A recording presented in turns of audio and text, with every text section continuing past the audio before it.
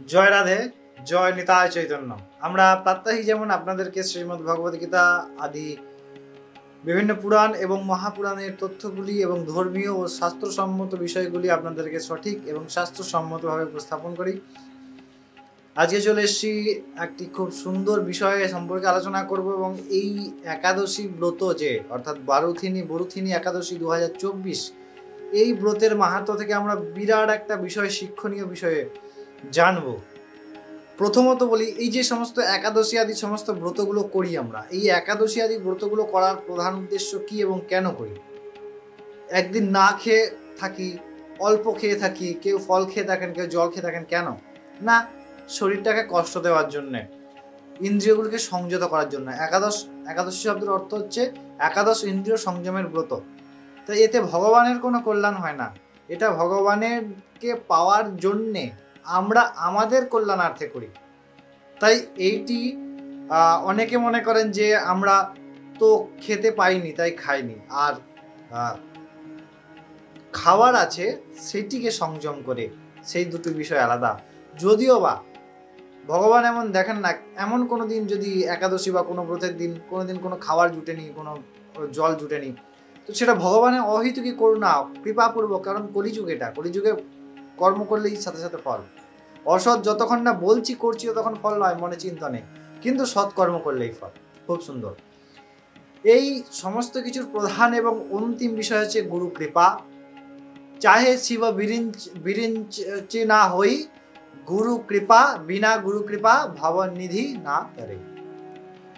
ভগবান শ্রীকৃষ্ণ সন্দীপনী মুনির কাছে গুরুত্ব স্বীকার করেছেন, মানে গুরু স্বীকার করেছেন। চলুন আমরা সেই প্রসঙ্গে অগ্রসর হই। এই বরুথিনী একাদশী 2024 অবশ্যই পালনীয় হবে 4 মে, অর্থাৎ 4 মে শনিবার 2024। গোটা পৃথিবীতে একই দিনে ব্রত পালন হবে, শুধু নিউজিল্যান্ড এবং ওই স্থানীয় কয়েক দেশের মধ্যে ছাড়া, সেখানে 5 তারিখ পালন হবে।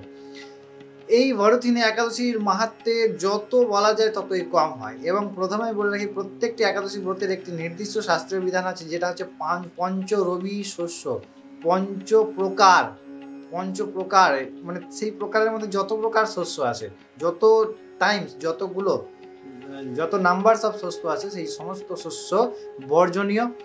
অবশ্যই এই একাদশীতে নেশা জাতীয় দ্রব্য গ্রহণ বর্জনীয়, কোনো রকম দ্রুতক্রিয়া ইত্যাদি ইত্যাদি বর্জনীয়। তবে খাওয়া দাওয়ার ক্ষেত্রে বা একাদশী ব্রতের পালনে আপনি কি প্রসাদ পাবেন বা কি ভগবানকে নিবেদন করবেন, সেইগুলি অবশ্যই আপনার শ্রীপাঠ বা আপনার গুরু পরম্পরায় বা আপনার আচার্যের নির্দেশ মতে করবেন। কারণ একটু আগেই বললাম, চাহে তিনি ভগবান কৃষ্ণ হোক বা মহাদেব পরব্রহ্ম পরমেশ্বর ভগবান শিব, বিনা গুরু কৃপায় কেউ তরেন না, উদ্ধার হন না, কল্যাণ হয় না। এটাই হচ্ছে গুরুতত্ত্ব। তিনি নিজে গুরু হয়েও এটা প্রমাণিত করেন, সেই কারণে এই তত্ত্ব। তাহলে সেই ভগবানের কথা, সেই গুরুর কথা অনুযায়ী আমরা কিন্তু এই একাদশী পালন করব। চলুন এর পরের দিন আমরা পালনের সময়টা একসঙ্গে দেখে নিই। অর্থাৎ 4 মে শনিবার 2024 এই বরুণী একাদশী সমস্ত পৃথিবীতে পালন হবে। এবং 5 মে 2024 অর্থাৎ রবিবার এর পালন পশ্চিমবঙ্গের সকাল 5টা 2 থেকে 9টা 20 পর্যন্ত, এবং বাংলাদেশে এই পালন হচ্ছে 5টা 27 থেকে 9টা 37 পর্যন্ত। বৈশাখ মাসের কৃষ্ণপক্ষের একাদশী তিথি হচ্ছে বরুণী একাদশী তিথি। অবশ্যই যারা বৈশাখ মাস পালন করছেন, অত্যন্ত গুরুত্বপূর্ণ। পদ্ম এবং স্কন্ধ পুরাণে 3টি মাসের অত্যন্ত গুরুত্ব বর্ণনা করা হয়েছে, যার মধ্যে বৈশাখ মাস অত্যন্ত শ্রেষ্ঠ। এই বৈশাখ মাসে কিন্তু আমরা তুলসীতে জলদান, ভগবানকে জলধারায় স্থাপন করা, তুলসীর উপরে জলধারা স্থাপন করা এবং জল প্রদান করা, এতে ভগবান অত্যন্ত প্রসন্ন হন। এবং এই মাসে আমরা যত পারি জীবকে জল প্রদান করব, জীবকে কষ্ট না দেব, প্রাণী হত্যা ইত্যাদি না করব, সবাইকে ভগবান স্বরূপে সবার যেটুকু এই শরীরের দ্বারা হয় ভগবানের কৃপা মেনে সেবা করব, আমাদের অত্যন্ত কল্যাণ হবে। এবং প্রচুর যারা যা চাইছেন, যেমন কারো ধন প্রয়োজন, কারো পরমার্থ প্রয়োজন, কারো অর্থ প্রয়োজন, আপনারা সমস্ত কিছু প্রাপ্ত করতে পারেন, কিন্তু ভাব ভরে করতে হবে, সেবার দ্বারা সমস্ত কিছু সম্ভব হয়। এই কথা ভবিষ্যত্তর পুরাণে মাহাত্ম্য কথা। অর্থাৎ আমাদের 4 তারিখে একাদশী এবং 4 মে 2024 একাদশী, বরুণী একাদশী, এবং 5 মে এই একাদশীর পরায়ণ। এখন আমরা মাহাত্ম্য কথা শুনবো। এই মাহাত্ম্য কথা ভবিষ্যত্তর পুরাণে, অর্থাৎ যুধিষ্ঠির এবং কৃষ্ণ সংবাদে বর্ণিত হয়েছে। যুধিষ্ঠির মহারাজ ভগবান কৃষ্ণকে বললেন, হে কমলনয়ন, হে কৃষ্ণ, আমি জানতে চাই বৈশাখ মাসের কৃষ্ণপক্ষের এই যে একাদশী তিথি, এই একাদশী তিথির মাহাত্ম্য কি এবং এই একাদশী তিথি কে পালন করেছিলেন এবং এর বিশেষ তথ্য আপনি আমাকে কৃপা করে বলুন। ভগবান শ্রীকৃষ্ণ অত্যন্ত প্রসন্ন হয়ে যুধিষ্ঠির মহারাজের এই প্রশ্নের উত্তর প্রদান করলেন। কি করলেন না, হে নৃপশ্রেষ্ঠ, আমি তোমার এই প্রশ্নে অত্যন্ত প্রসন্ন হয়েছি।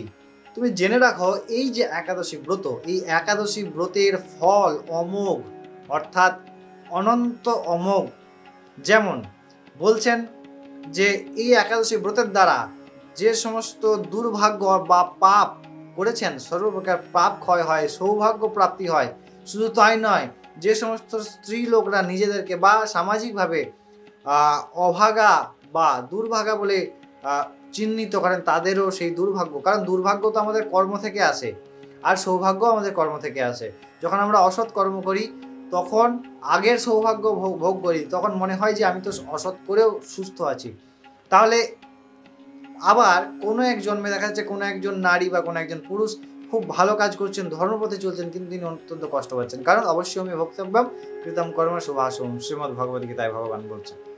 সেই ভগবানের কথা অনুযায়ী তো যাদের দুর্ভাগ্য আছে তারা এই ব্রত পালনের দ্বারা সর্বপ্রকার দুর্ভাগ্য নাশ করে এবং পরম পদের অধিকারী হতে পারেন এবং সর্বপ্রকার সৌভাগ্য লাভ করতে পারেন। এই যে ব্রত, এই বারোথিনী একাদশী ব্রতের প্রভাবে মানধাতা, ধুন্ধুমার আদি আরও অনেক অনেক রাজা তারা দিব্য ধাম, দিব্য লোক প্রাপ্ত করেছেন। শুধু তাই নয়, এই লোকে 10,000 বছর তপস্যা করার যা ফল হয়, একদিন এই বারোথিনী একাদশী শাস্ত্রসম্মতভাবে পালন করার তাই ফল হয়।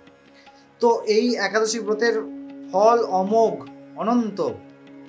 আরও বলছেন শাস্ত্রে যে এই পৃথিবীতে অশ্বদান অপেক্ষা, অর্থাৎ অশ্ব থেকে গজ শ্রেষ্ঠ, অশ্ব মানে ঘোড়াদান থেকে গজদান শ্রেষ্ঠ, এই গজদান থেকে ভূমিদান শ্রেষ্ঠ, ভূমিদান থেকে তিলদান শ্রেষ্ঠ, তিলদান থেকে স্বর্ণদান শ্রেষ্ঠ এবং এই স্বর্ণদানের থেকেও অন্নদান শ্রেষ্ঠ। তাই এই লোক পরলোক সমস্ত লোকে অন্নদানের বিশেষ প্রাধান্যতা দেওয়া যায়। এই অন্নদানকে কন্যাদানকেও অন্নদানের সমান মনে করা হয়। তাই কন্যার সঙ্গে ইত্যাদি স্বর্ণ ইত্যাদি যা দান করা হয় তা অত্যন্ত পূর্ণ ফল, এবং যে পিতা কন্যাকে এইভাবে দান করেন তিনি অত্যন্ত সৌভাগ্যের অধিকারী, তিনি অত্যন্ত পূর্ণ লাভ করেন।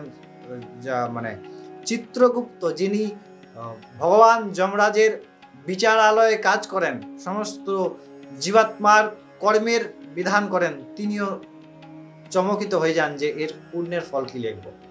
অবশ্যই এই দান সম্পর্কে একটি কথা মনে রাখবেন। কি বিষয়? যেটি হচ্ছে দান করা বস্তু আর ফেরত কোনোদিন নেওয়া যায় না, নিতে নেই। কেন নিতে নেই?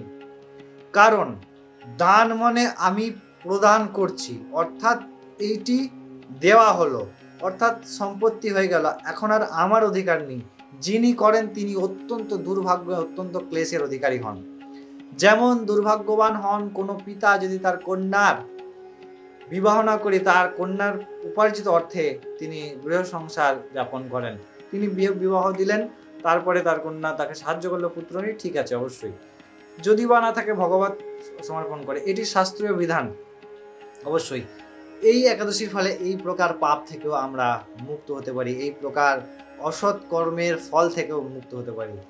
পাপ যখন আমরা করি তখন আমাদের অনুভূতি হয় না যে পাপ করছি। হ্যাঁ, হৃদয়ে ভগবান তো একবার টোকা দেন যে এটা করা উচিত নয়, কিন্তু তখন আমার যে ইন্দ্রিয়র ভোগের বাসনা বা ইন্দ্রিয়ের যে বিকার, সেই বিকারগুলি আমাকে সেই কর্মের সেই কথা শুনতে দেয় না। কি করে?